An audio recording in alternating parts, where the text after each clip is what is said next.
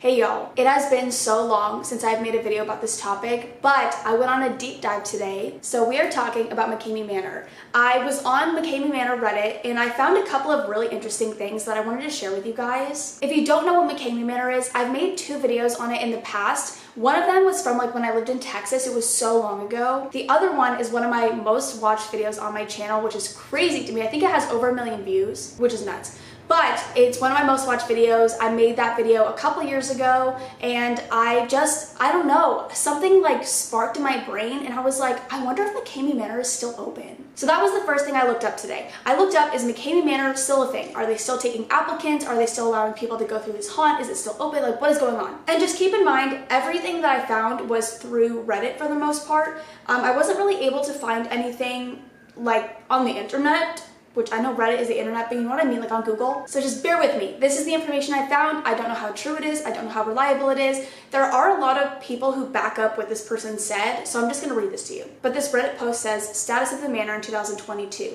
I was curious if the manor has now completely stopped or if there is still stuff going on there. Seems like Russ has gone completely silent, as per no videos on the YouTube channel or communication anywhere else. Maybe someone in the Facebook group can give a status on how things are looking. The first response says, as far as I know, Tennessee put a stop to a happening, the locals would not allow it. So from what I understand, there was a house in California, I believe in San Diego, and he ended up moving because of taxes on his, I don't know, something with taxes. He ended up moving it to Tennessee. Someone replied to that and said, it's still there, I went by today. They responded, still open to the public. I thought it got banned almost immediately after him moving to Tennessee. They said, I'm not sure. Just saw him working at Walmart. He's so little in person. And this is what I thought was crazy. Someone said, last time I checked, he was a cashier at some store. Then someone else said, it is still going technically. He actively recruits new people via a closed Facebook group. Instead of going through a house, the contestants just do a series of dumb challenges that Russ makes up. Russ is Russ MCKAMEY, by the way. Like running around in chains while carrying 50 pounds of dog food until you're too tired to continue. The group mostly consists of him and his mods begging people to sign up for the challenge. On average, only one person does it every 2 to 3 months. That's a generous estimate. Russ is now a cashier at Walmart living in a shitty trailer where he also likes to host trivia nights online. I don't know how reliable that is, but to go from having this super successful haunted house, which I don't know if he ever really made money, because I think for the most part, to get into the house, all you had to do is bring a bag of dog food. That was your payment to go through the haunt. But I think he had a really nice place. I don't know how true him living in a trailer is, which also there's nothing wrong with living in a trailer, but I don't know how true any of that is. But I've seen a lot of people say that he is now a cashier at Walmart, which also there's nothing wrong with that. I just think it's crazy. And then the final comment says, last I heard, it's been reduced to the equivalent of a long workout. I read that a year ago or so, a person and his friend went and it basically was just lifting stuff and whatever else, working you out. The dude was ready to keep going after hours, but MCKAMEY never passed him through. And if you didn't know, if you complete 10 hours in MCKAMEY Manor, you can win $20,000. And I believe the longest person who has lasted 6 hours. And so if this person was willing to keep going, it's just a fucking workout, they're willing to keep going, but they never allowed them to, that's crazy. They're like, I'm not giving you this money for working out. This next Reddit post that I found is about highlights from the waiver. And I don't know if I ever really went into detail about the waiver because I don't know, I know you could find the full waiver back when I made my videos, but I don't know if I ever went into detail. And I thought this was so interesting, so we're gonna read some of the portions of the waiver. This says, I had an hour to kill at work. Here are the most interesting things a participant could be selected to do. I would never do MCKAMEY Manor because I know for a fact my clumsy ass would die. But if you read all of this and still went through with it, don't be surprised or upset if you don't have a good time. Participants agree that if selected, they could be buried alive under 12 feet of dirt and rock, to which they will have a limited amount of air that they will have to figure out how to escape, and they could possibly breathe in a significant amount of dust, dirt, or foreign objects that may cause death if participant does not breathe properly or hold their breath at the right time. What the fuck? Participant agrees to partake, if selected to participate, in a height stunt that involves walking a plank 25 feet above ground without a safety net. Participant agrees that if selected, they will come in contact with a variety of live poisonous animals. It is the participant's responsibility not to panic or agitate the animals. If participant is bitten, it is because the participant made a sudden movement within a confined, secured environment, which is, it's not secured, it's just not. And I think I knew about that one. Maybe we did read a couple of these, but I don't remember the being buried alive one. I don't know why, I don't remember that. Participant acknowledges and agrees to be submerged in 60 feet of open water. Participant acknowledges and agrees that their breathing apparatus will be removed, and it's the participant's responsibility to make their way to the surface on their own. If done incorrectly, there's a real chance of participant drowning or receiving decompression sickness, the bends, which could cause permanent injury or even death. Participant agrees and understands that it is quite possible they may come in contact with raw sewage. It's fucking gross. Participant agrees that their entire tour will be viewed by a live audience. I knew about that, but it's weird, like, to read that. Like, I knew about that prior, and I'm pretty sure we've talked about that before, that they would broadcast this live, but it's just so bizarre to me. By a live audience in Las Vegas, the Philippines, and or Thailand, and that they will act appropriately. And I think by acting appropriately, that means no swearing, no drinking, no smoking, no drugs, nothing like that, and you can't touch the actors. Participant fully understands and agrees that they may be fish hooked, which may inadvertently cause rippage to the mouth area. What is going on? Like, who reads this and they're like, yeah. Participant fully understands and agrees that if they are selected to visit the dentist, they may have a tooth extracted without Novocaine and will not hold McKamey Manor liable. Participant fully understands and agrees a nail may pierce their hand. Participant agrees to have hundreds of pounds of chains wrapped around their body and the possibility of being crushed to death. Participant agrees that if selected, they will have to swim 200 yards underwater in a makeshift sewer system with several obstacles and traps blocking their way. It is participants' responsibility to hold their breath while navigating the underwater maze. That sounds like something from Mario. It's like when you have to, like, get the metal helmet. I don't know why, that's like what it reminds me of. When you take that metal helmet and you're like in the, what the fuck? You're in like the fog for a little bit, and then you go and there's like the waterfall and you can't go down the waterfall. I think that's what happens. I haven't played Mario in a long time, but Super Mario 64, that's the image I get in my head. And there's one more after this, but I don't find it very interesting. So lastly, participant acknowledges that if they quit the tour, they will enter a 1 mile walk of shame back to their vehicle. That would be the best mile walk of my life. To finally get out of there and think like, I'm never doing this again. That'd be amazing. I also found this really interesting Reddit post that says the actors who work there are blackmailed into working there, which I don't know how true that is, because I don't know. Because I've seen videos of people who work there.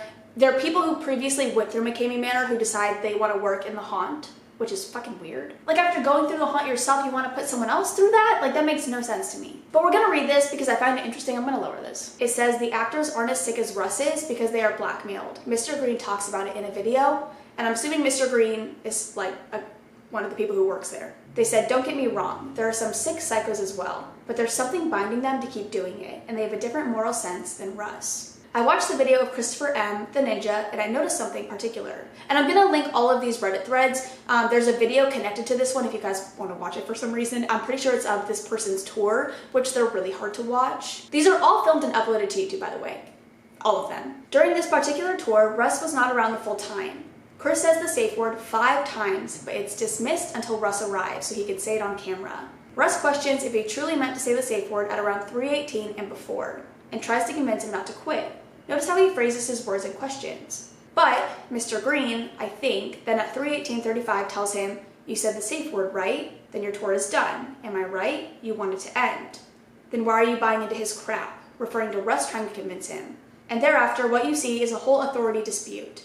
Russ proceeds to ask Chris, why are you even listening to these minions? Referring to his own staff. Then Mr. Green proceeds to try to genuinely empathize with Chris and convince him to quit, and say the safe word on camera so he can be taken out. He mentions that he had taken care of him the whole day and therefore he should listen to him. At 3:21:10, Mr. Green tells him that he's been needing medical attention for the past hour and therefore he should quit. At 3:22:30, there's a whole dispute again of Russ telling him not to quit and Mr. Green begging him to quit. Russ argues that Mr. Green is trying to trick him, and there goes a back and forth of quit, don't quit. Mr. Green even gets to the point of exaggerating the description of the wounds to Chris so that he feels horrified and quits, by telling him, this is one of the worst injuries I've ever seen, even in the chamber. And here's the crucial timestamp, 3:24. Mr. Green, we've been trying to get out of this place for 2 years and he keeps blackmailing us to come back, come back, come back. Russ, yeah, because you signed the disclosure so you're here as long as I need you here. Mr. Green, we see all these sub-drained people getting hurt. Russ, well, too bad, just deal with it. You signed the MDA. Managed discretionary account, I think. You know we don't talk about it, so we don't talk about it now. Girl says something inaudible to me. Russ, I don't care, too bad. You signed. I've got you under legal bounds. You're not gonna say a word, you're not going anywhere, and you'll stay here and keep helping me as long as I need you.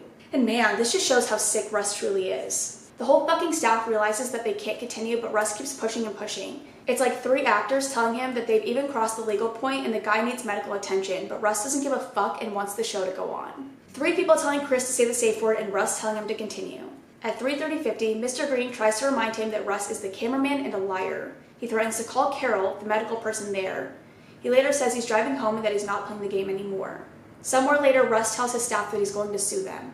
And yes, Chris still continues to not say it, even after Russ is gone and Mr. Green literally breaks character and speaks to him as a normal person to convince him, unsuccessfully, trying to do the right thing, getting him out. But he's unable to just pull him out because it will cause legal problems with Russ and the whole business. The show goes on for 30 more minutes or so until Carol decides to pull the plug and get him out, because she is the one with the authority to do it, other than Russ. Like that is crazy to me, because I have watched a lot of those videos. I've watched a lot of them because I don't know why. It's like one of those things where it's like you don't want to look, but you can't look away. I've watched a lot of those videos, and I have never seen one of the actors break character. And granted, I haven't watched them in a long time. I watched them like years and years and years ago. I think when I made my first and second video, that was the last time I watched any of the videos of the tours, the haunts, whatever the fuck you want to call it. That was the last time I watched anything like that, but I've never seen an actor break character. Because they just don't. They don't give a fuck. And so for them to break character and for them to be like, no, you seriously you need help. Like, you cannot be here anymore. That blows my mind.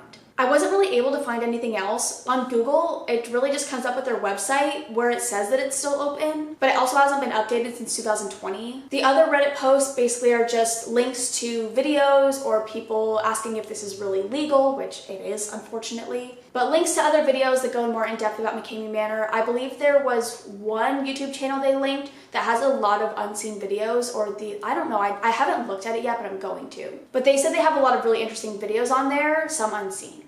I don't know how they got their hands on them, so it doesn't really make sense to me because I think if Russ didn't want people to see them, nobody would be able to get them. I'll link that down below too in case any of you guys want to watch those too. This is just a little update on McKamey Manor. I don't know if they're still in business. From what I've read, they are still in business, but it's not the same as it used to be, which is comforting. And according to Reddit, Tennessee won't allow the haunts to continue the way that they were. Oh my gosh, I did see too, a woman called 911, one of his neighbors or something called 911 because there was a woman getting dragged out of a van screaming. This was during her haunt. So they called 911 because that's not fucking normal. And the police came and they explained to them, like, this is what we do, blah, blah, blah, blah. And the lady was like, no one should ever have to see that. No one should ever have to endure that. And so I think that was maybe part of the reason. I also know there's a petition to completely shut them down. But from what it looks like, they're not even really in business anymore. Unless it's just like super fucking low key now and nobody knows about it and they stop posting on their Facebook page. I know it's a closed Facebook page, so I'm sure it's pretty hard to get in. But unless this is all like top secret shit, I really don't think anything's happening, which I'm very grateful for because the whole idea of it really freaks me out. Not that I have done it or would ever do it or am forced to do it, but I just feel like nobody should do it. I don't know. But that is all for now. I hope you guys enjoyed. If you find any information on McKamey Manor, please send it to me, put it in the comments, do whatever you can. I just couldn't find that much on it. This was really all I could find. And it was all through Reddit. God bless Reddit. But I'm gonna go. I love you guys. I will see you in the next one. Bye. I don't have anything to ramble about because this is all I've been focused on for the last day. I'm on day 4 though of quitting nicotine. It is day 4. I filmed my video from Friday yesterday, so it's only been a day, so I really don't have any updates on that. This morning was rough. This morning was like the hardest it's been this entire time, so day 4 has really been kicking my ass. Hasn't been as bad since this morning, but like waking up, oh my god, and I did not sleep last night. I did not sleep. I was up every 30 minutes. I was supposed to volunteer this morning. I could not get out of bed. I was so tired because I barely slept. And I like sleeping. I sleep a lot. So I didn't volunteer this morning because I just could not get up. I could not force myself to get up. I slept until like 9. I'm still really tired. I'm probably going to take a nap, but that's normal for me. But this morning was pretty rough with the whole nicotine cravings and all that jazz. But I do have a patch on. I'm going to try sleeping without the patch tonight because I don't know if it's the patch causing disturbances in my sleep. So I'm going to test it out tonight. I'm not going to sleep with a patch on, which means I'm really going to wake up with cravings, but I can just toss one on right when I wake up. But yeah, that's my little update, but I am going to go. I'm going to leave. I love you guys. See you.